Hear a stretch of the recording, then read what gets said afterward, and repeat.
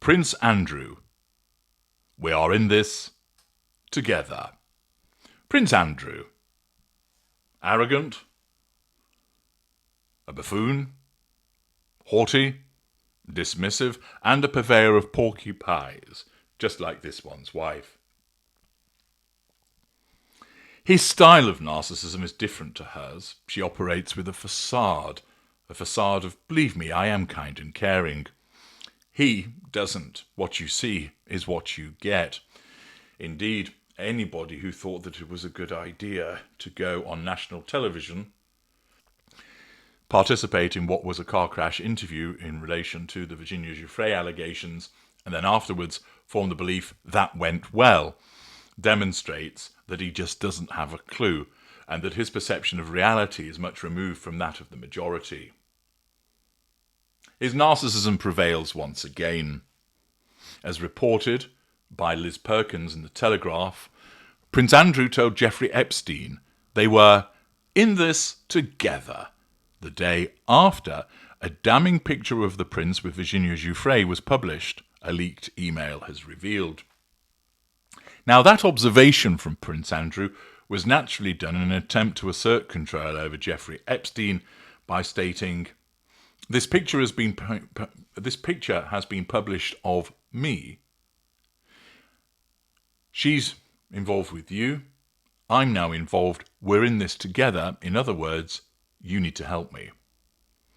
The Duke of York wrote that he was concerned about his friend, the paedophile financier, and would rise above questions from the press, i.e., I'm not accountable to them.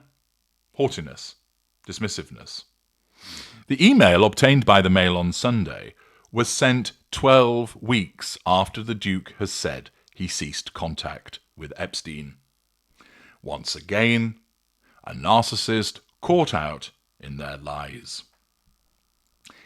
In order to nullify the threat to control posed by the association with Jeffrey Epstein, Prince Andrew's narcissism caused him to state, I have ceased contact with him. His narcissism recognized that the association with Epstein, at least publicly, was problematic and amounted to a threat to control, in effect being tainted by association.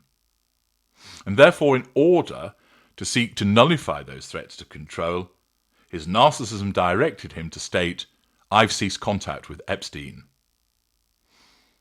Weeks later, because his narcissism dictated that it was appropriate for him to have contact with Epstein, he sends such an email demonstrating that he remains in contact, and that when he later states, I ceased contact at this point, that was a lie. It's a revision of history, and it's undertaken by his narcissism because at the point that he says, here was when I ceased contact with him, that's what's needed by his narcissism at that juncture. It doesn't matter that it's inaccurate, because his narcissism isn't looking at the accuracy. It isn't even something that enters into his head. He simply states it because that's what's the best thing at that point in time to do. Of course, as is invariably the case with lesser and mid-range narcissists, there is the law of collateral consequences, that when they take a step in a particular moment to pursue the prime aims, it invariably generates a problem at a later juncture by demonstrating that a lie has been told, that there has been a revision of history. But the narcissist doesn't care about that at the time they generate that future problem for themselves, because when it turns up, the narcissism will just dismiss it and deal with it there and then. This is why the narcissist compartmentalizes. With the absence of conscience, the absence of guilt, they're just able to say something which is expedient at the time they say it, irrespective of whether there's any truth in it or not. And then later, when it appears that what was said at an earlier stage turns out to be untrue, well, the narcissist just maintains that they didn't say it, or that you've misinterpreted it, or you've misunderstood it. Because, of course, when you point out the inconsistency, the contradiction, the lie, that's another threat to control, and the narcissist must deal with that at that point. Thus, The narcissist might say something in May 2025, which at that time, for the purposes of the pursuit of the prime aims, is a lie. Then in September 2025, it's clear that what was said in May 2025 was a lie. You point that out to the narcissist. You're now in a new moment. The narcissist will just reject what you're saying as you misremembering or denying they ever said it in the first place. In his disastrous 2019 BBC Newsnight interview, the Duke said he stopped contacting the convicted sex offender in December 2010 after they were pictured in Central Park, New York. Accordingly, back at that time, as part of needing to nullify the threat to control, in that 2019 Newsnight interview, he stated that he stopped contact in December 2010. The email, dated February the 28th, 2011, undermines the Duke's position that he took in the Newsnight interview. What a surprise. When he said he had cut ties after I was aware that he was under investigation, and that was later in 2006, and I wasn't in touch with him again until 2010. The email followed the publication of a photograph in the Mail on Sunday showing the Duke with his arm around Miss Giuffre, then 17, at the London home of Ghislaine Maxwell, the socialite and former girlfriend of Epstein. At the time, Miss Giuffre said she had suffered sexual abuse at the hands of Epstein for 4 years. Her introduction to the Duke occurred during a 6-week trip to Europe. In the email reported by The Sun and the Mail on Sunday, the Duke wrote, "I'm just as concerned for you. Don't worry about me. It would seem we are in this together, and we'll have to rise above it. Otherwise, keep in close touch, and we'll play some more soon." He reportedly signed off the message with A. HRH, the Duke of York, KG. KG refers to his title of Knight of the Garter, which he has held since 2006, and still continues to hold.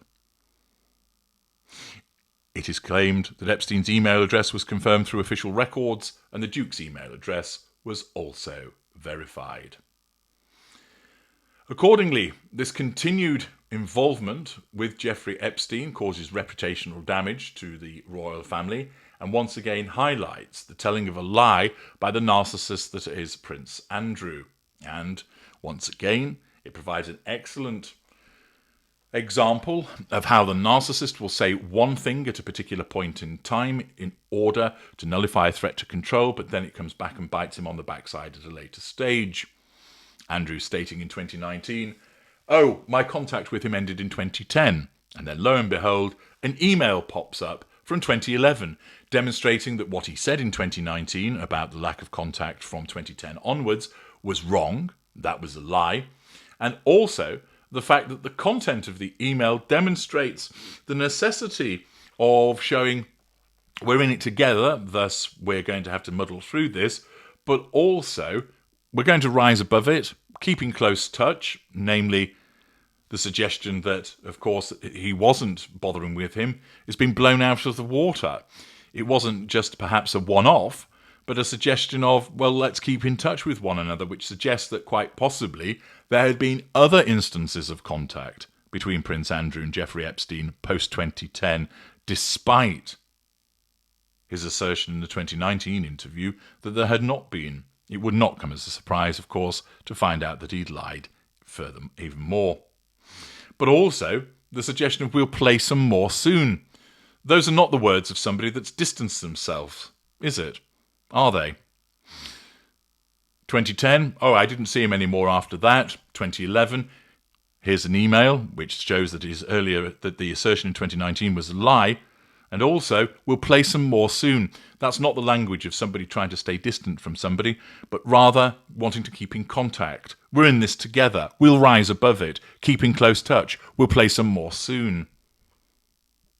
That's an individual who was embracing the world of Epstein, that positively wanted to maintain the association because of the benefits that it gave him. We're in this together, indeed. And the fact is, although Epstein has disappeared as a consequence of his death, for Prince Andrew, the ghost of Epstein continues to haunt him and demonstrates the multiple revisions of history and lies that he has told. I'm H.G. Tudor. Thank you for listening.